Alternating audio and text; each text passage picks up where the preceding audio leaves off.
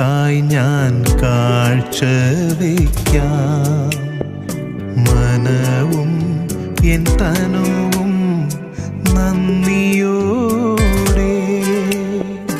ഇത്ര നാളെന്നെ നീ ഭദ്രമായി കാത്തതാൽ എത്ര ഞാൻ നന്ദി നിനക്കേകിടും.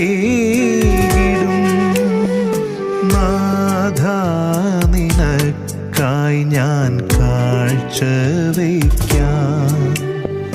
മനവും എൻ തനുവും നന്ദി